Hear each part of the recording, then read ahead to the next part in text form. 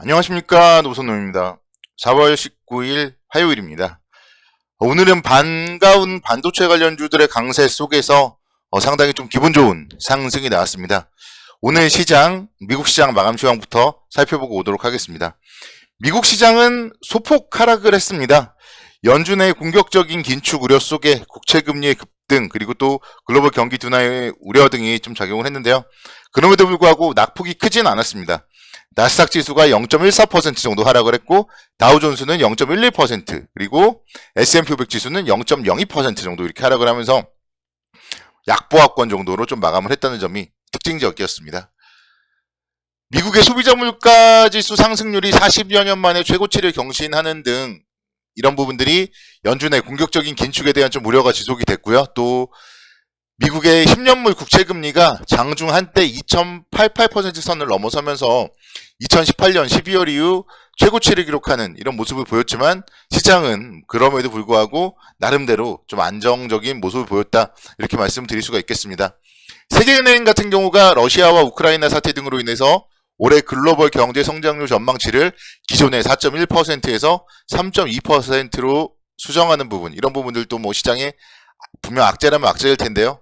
시장은 그런 부분들에도 불구하고 나름대로 양호했다, 이런 부분들은 국내 주시장에도 상당히 좀 긍정적인 영향을 미칠 것이다, 이렇게 좀 말씀을 드릴 수가 있겠습니다.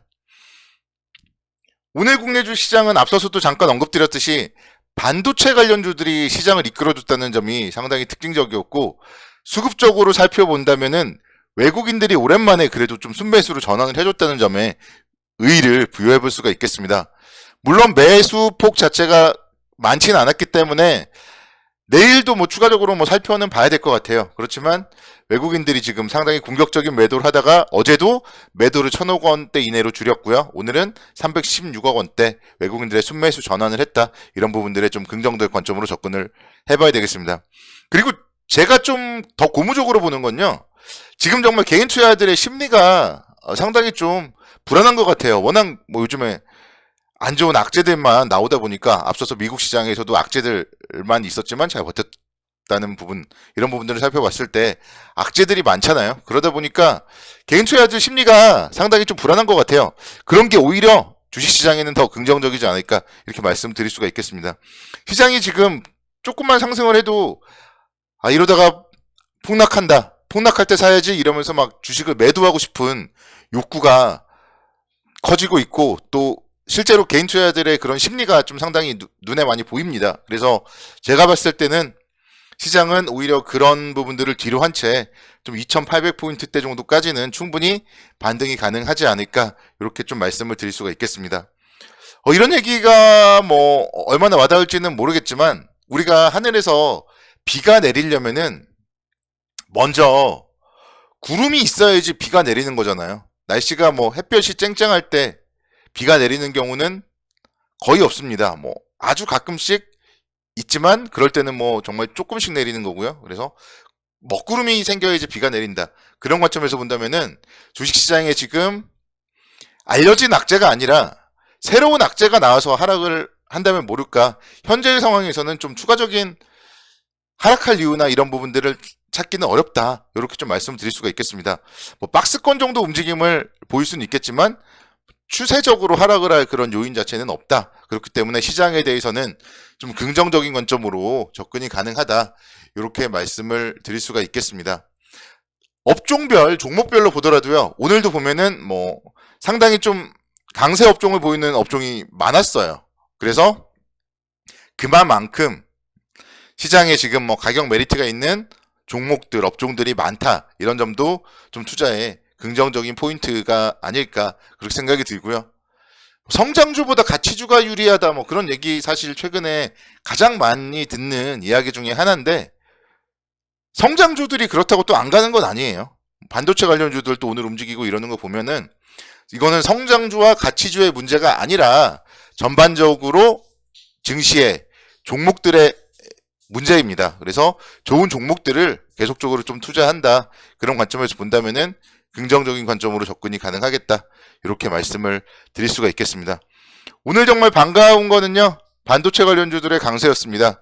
그 중에서도 원익 IPS, 제가 몇 주 전에 일요일에 관심 종목으로 언급을 드렸는데 그 이후에 주가가 지지부진했다면 지지부진할 수도 있겠지만 뭐 안정적이었어요. 어쨌든 계속적으로 좀 박스권 움직임을 유지하다가 오늘 상당히 큰 폭의 장대 양봉을 기록했습니다. 대량 거래 속에서 기관과 외국인의 쌍끌이 매수세 유입이 되는 모습이고요.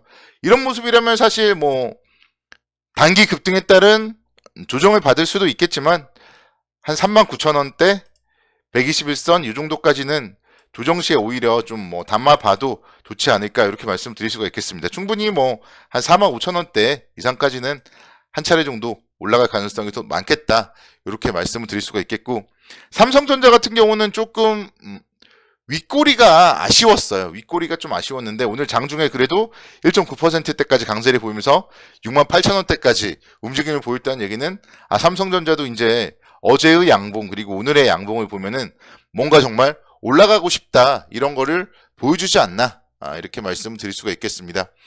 미국 시장에서도 필라델피아 반도체 지수가 상당히 좀 좋은 모습을 보였잖아요. 1.8%대 강세. 그래서 시장 약보합에 비한다면은 뭐 상당히 좋은 모습을 보였는데, 국내적으로 봤을 때도 마찬가지로 좀 반도체 관련주들이 여기서부터 조금만 힘을 내주더라도 정말 앞서서 말씀드렸던 지수 2800선은 금방 갑니다. 삼성전자가 뭐 7만원대까지만 회복을 한다 하더라도 지수 상승폭이 뭐 2, 3%는 뭐 충분히 나올 거고요.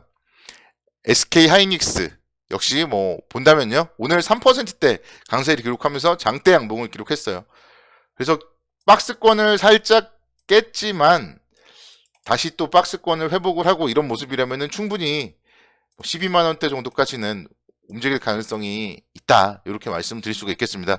역시 마찬가지로 SK 하이닉스 같은 기업들이 12만원까지만 움직여도 지수의 상승폭은 나타날 수 있습니다. 그래서 강력한 좀 하방 경직성을 보여주고 있는 기업 중에 하나가 SK 하이닉스이기 때문에 반도체 관련주에 대해서도 우리가 좀 관심 있게 지켜보셔야 된다 이렇게 말씀드릴 수가 있겠습니다. 철강주도 오늘 현대제철 상당히 좋았습니다. 4%대 강세를 보이면서 42,650원대 기록을 했습니다. 근데 이런 기업들 보면요, 뭐 여전히 시세가 뭐 낮다 이런 느낌이 아니에요. 그래서 오늘 어쨌든 21선 근처에서 또 장대 양봉 하나 나왔기 때문에 추가적으로 제가 봤을 때 뭐 충분히 한 47,500원대까지 역시 5,000원 정도 추가적인 상승 여력은 있다 이렇게 말씀드릴 수가 있겠고, 중국의 철강 공급 과잉 우려 해소 전망 이런 부분들이 오늘의 좀 투자 포인트였고, 이런 부분들은 향후에도 뭐 충분히 이어질 수가 있습니다. 철강 업종도 실적이 계속적으로 좋잖아요. 그래서 견조한 분기 실적들이 확인되면서 이런 저평가에서 어느 정도 좀 해소될 가능성이 높지 않나 이렇게 말씀드릴 수가 있겠습니다. 철강주 중에서 오늘 좀 가장 강했던 종목은 대한제강이라는 업체예요. 근데 대한제강 같은 경우도 보시면은 21선 돌파를 했고 그 이후에 상당히 좀 강력한 지지를 보여주고 있습니다. 그래서 오늘의 이런 장대 양봉을 본다면은 충분히 전고점 수준까지는 올라갈 가능성이 높다. 그렇기 때문에 철강 업종은 한 번 더 올라가면은 뭐 10에서 20% 정도 올라갔을 때 좀 차익 실현을 고려해봐도 좋겠지만, 현재 상황에서는 여전히 조정 시에 좀 매수 관점으로 접근을 임해야 된다 이렇게 말씀을 드릴 수가 있겠습니다. 해운주들이 또 최근에 주춤했었는데 오늘은 또 다시 또 힘을 내줬습니다. 펜오션이 3%대 강세를 기록을 했고, 대한해운도 마찬가지 3%대 강세를 기록했습니다. 대한해운 같은 경우 제가 61선, 121선 상당히 좀 강력한 지지선이 될 것이다 이렇게 말씀을 드리면서 장대 양봉 상당히 의미 있다 말씀을 드렸었는데요. 그 이후에 역시 뭐 안정적인 모습 보여주고 있습니다. 그래서 충분히 다시 한번 3,000원대 이상까지 올라갈 수 있겠다 이렇게 말씀드릴 수가 있겠고, 해운업종도 마찬가지로 1분기 실적이요 상당히 좀 좋을 걸로 전망이 되고 있습니다. 해운업종 중에서는 HMM이 어떻게 보면은 그래도 뭐 대장주라고 할 수 있겠는데요. 실제로 1분기 영업이익이 무려 2조 5천억 원 정도 전망이 되고 있고, 이렇게 뭐 실적이 좋아질 업종이 해운업종이기 때문에 해운업종도 관심 있게 지켜보셔야 될 것 같습니다. 실적주들을요 여러분들이 계속 주목을 해보셔야 돼요. 그리고 금리 인상 관련된 금융지주사 계속적으로 주목을 해보셔야 됩니다.